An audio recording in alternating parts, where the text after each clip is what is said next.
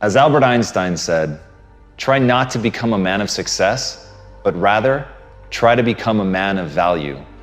This is something that I think about a lot. At the end of the day, success is incredibly motivating, and accomplishing your goals and your dreams is something that I wanted to do since I was a little kid. That's been a driving force in my life. But through all of that, the times that I've felt happiest, the times that I felt most secure, the times that my anxiety and my stress have been at zero, are the times where I felt like I was being most true to myself, where I was trying to really become a person of substance. I wasn't looking for something extrinsic. I was focused inward and trying to develop the person that I'm becoming, that I had some code that I was living by, that I was really deciding not just what outwardly success looks like, but what does it mean to be a good person? What does it mean to be an effective person? What does it mean to be worthy of trust? And those things, at the end of the day, those things are something that when you invest in finding value in that it takes you somewhere amazing. And as Bruce Lee said, knowledge will give you power, but character will give you respect. And at the end of the day, I really can't think of anything better than that. I can't think of anything that will keep me company when I'm alone, when there's nothing but silence around, when all I can hear are the sounds of my own thoughts. The only thing that is going to bring me or you comfort is respect, is self-love, is knowing who you are really and knowing that you're true to that even when nobody's looking. And that concept, that notion of having a guiding light, a principle, something by which you steer by, that you are always true to, and that in your moments of stress, chaos, confusion, of desire, that in your moments of deepest desire, that you're still true to that, that all you think about is that North Star of being that person that you want to be. When you let that be your guiding light, when you stay true to that, nothing can hurt you, because nothing will be able to make you feel badly about yourself. Because once you know who you are and you're true to it, nothing else matters.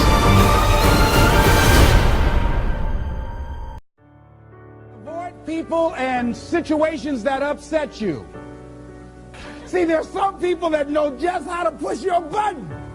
They know just what to say. But I'm not going to expend any energy arguing with anybody. Life is too short, ladies and gentlemen, and unpredictable. I don't want to spend my time arguing with anybody, so I avoid situations that will get me upset. I don't argue with people. Draw the line, ladies and gentlemen. There are certain things that we just go through life just taking, and at some point, you just got to draw the line and just say enough is enough. You got to do that with yourself. One negative stroke is 16 times more powerful than a positive stroke. And if you have people around you who are not sensitive to who you are, and the people that can hurt you the most, ladies and gentlemen, are the people that you love. That you love. They're the ones that you're vulnerable to. They're the ones that can get to you. And if they're insensitive, I don't care who they are. See, if you don't draw the line with people, if you just let them run rampant in your life, and you let things happen to you that you don't feel good about, if you continue to allow it to happen, you won't feel good about yourself. Your image of yourself will erode. So you've got to draw the line.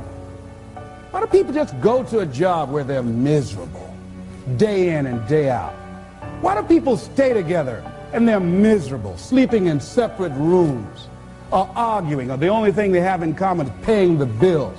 Don't talk, don't communicate, don't share anything together. Day in and day out, as short and unpredictable that life is, being mean to each other. Why do people do that? Known hells are preferable to strange heavens because it's familiar. See, life is rough, ladies and gentlemen. It's rough, and it's scary. It's scary growing. It's scary taking a chance.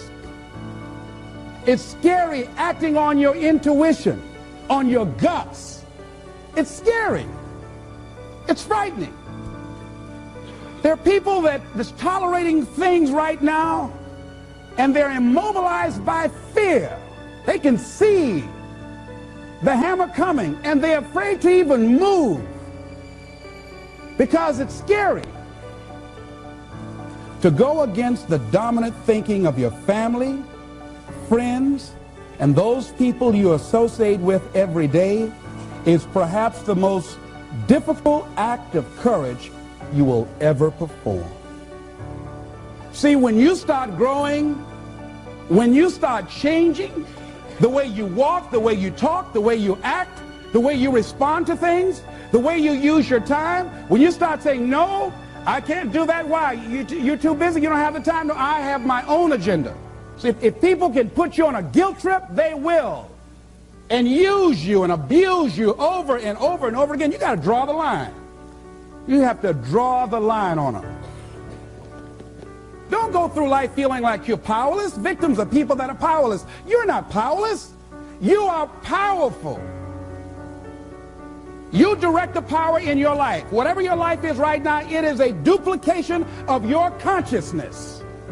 It's a result of how you have decided to use your power. That's all it is. That's not who you are.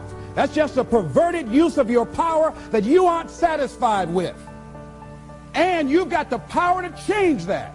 Wherever you are, how, I don't know. But I know you've got the power to do that. But you don't know what has happened to me. It really doesn't matter what has happened to you.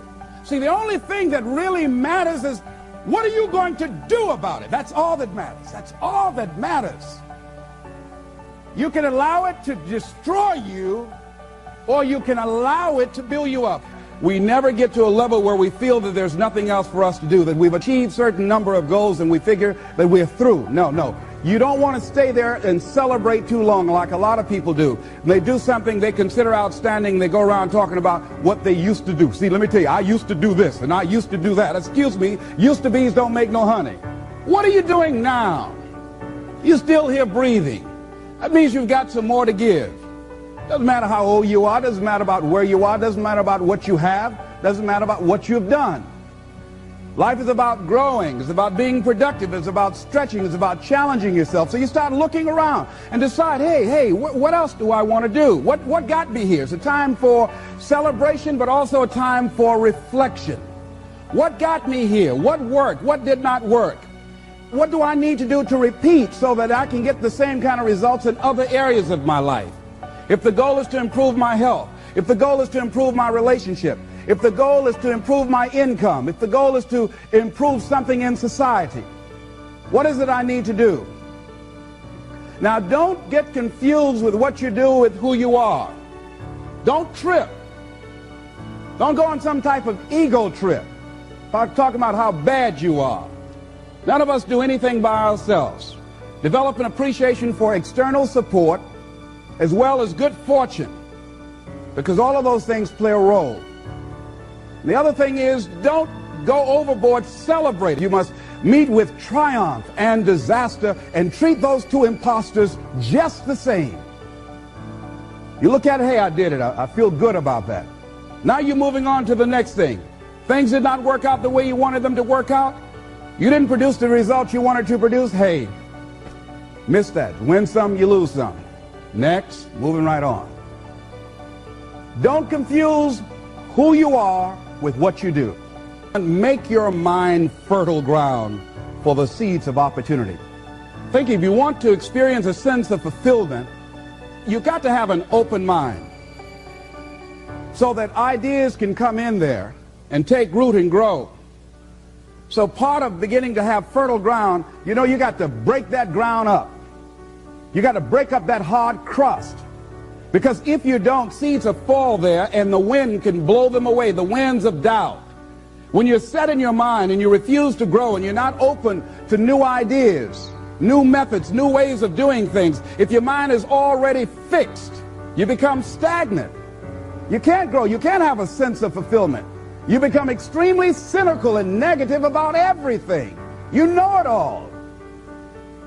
So you want to begin to look at life and have a sense of curiosity, not know it all.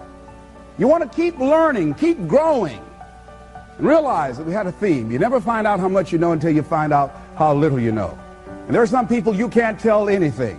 They have all the answers. Oh, I've already done that. So many of us count ourselves out of things prematurely. You don't know what the possibilities are up in there. So you want to be open, you want to continue to learn, you want to continue to grow, you want to begin to know that there are unlimited ideas out here waiting for you to latch on to them. And if you don't take advantage of them when they come your way because you're so closed-minded, do understand somebody else will. And we've all had ideas that we did not act on and looked around and somebody else had the idea and gone with it. So be open and receptive. Become involved in life. Live your fantasy. Most people go through life not living their fantasy, sitting up in the bleachers, looking out on the field, looking out into the arena, wishing that they were down there, just fantasizing, seeing themselves running with the ball. Decide to live your fantasy. See, in life, you can go through life, you can come up with reasons or you can come up with results. You can come up with excuses or you can come up with achievements. You can go through life blaming or you can come up with solutions. The choice is in your hands, satisfaction or despair. We can choose that. So look at your life and decide what it is that you want to do that will give your life a sense of worth. Someone said that your life worth is measured by your accomplishments and not by your complaints. You want to have a fulfilling life? Decide not to make your life predictable. So some people, their lives are very predictable. They got a little routine, they do that, and they follow that day in and day out, day in and day out. You don't get much juice and happiness out of life like that if you're predictable. You want to change it up. Variety most certainly is the spice of life. Here's something else. Want to create a greater sense of fulfillment? Challenge your fears. Challenge them. Look those fears in the face and take them on. Don't allow them to rule you. Decide that you're going to take some chances. You've got to be willing to risk. If you're not willing to risk, you can't grow in life. Life has no power when you're not willing to risk. It's that to laugh is to risk appearing the fool. To weep is to risk appearing sentimental. To reach out for another is to risk involvement. To expose feelings is to risk exposing your true self. To place your ideas, your dreams before a crowd is to risk their loss. To love is to risk not being loved in return. To live is to risk dying. To hope is to risk despair. To try is to risk failure. But risk must be taken because the greatest hazard in life is to risk nothing. The person who risks nothing, does nothing, has nothing, is nothing. They may avoid suffering and sorrow, but they cannot learn, feel, change, grow, love, and live. Chained by their certitudes, they are a slave. They have forfeited their freedom. Only a person who risks is free.